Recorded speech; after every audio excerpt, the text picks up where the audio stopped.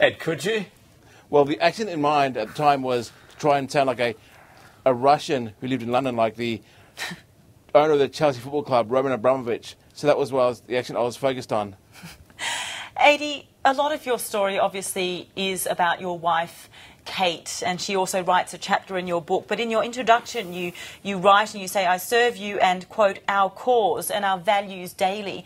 It seems like you and your wife, Kate, have a bedrock of values and faith which have really driven you both through this journey together. And I'm a very legacy-oriented person in that I want my life to mean something. Kate is very similar. We like to live our values. And there are some situations that are easier than others. Background shot of our house in Brighton. But yes, we always want to... I mean, Kate, as I say, is my closest confidant, obviously my primary carer, but she's also my rock, and she rocks my world. Now, Ade, the National Stroke Foundation is quite critical of the lack of services for people who have suffered a stroke here in Australia, and they say there's only a small number of dedicated stroke units in the country. And that's obviously despite the fact that patients do better when they are in a treatment unit. What do you make of that? Well, obviously my experience is drawing closer to the actual scenario, but yes, my personal observation is that if they want to help a stroke patient, then I suppose personally I think they should really help the patient by helping their support network, which in my case, of course, Kate, or to go by her official title, Mrs. Yum Yum.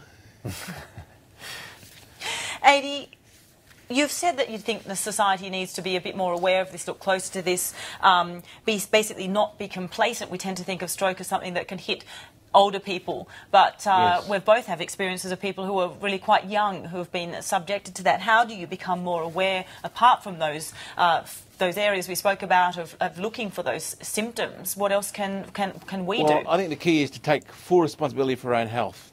I mean, what got me in this problem, so to speak, in the first place, to me, was that lifestyle. Foolishly, I had convinced myself that KFC was actually a food group and that the best way to approach a balanced meal is to have a Diet Coke with my pizza. I know a lot of people can identify with that. Not a great lifestyle choice then. No. And sorry, just to finish on that. Sure. And what I suppose was tipped me over the edge was that when I was running a production company in Asia, I got into a rather bad habit of smoking up to 4 packets of cigarettes a day. Not a good combination. Ade, just before we leave you, what is your message to people who may have just suffered a stroke? Obviously, your book that you've written, it's all about support, hope and encouragement. Yes, it is. That's a big part of it. And as I said, take responsibility for your own health and help architect your own recovery. Amazing things happen when you start setting goals that are ambitious and positive, and adopt positive habits. Like I stopped smoking by forcing myself to become addicted to bottled water, so that I replaced my bad habit with a good for you habit, if that makes sense.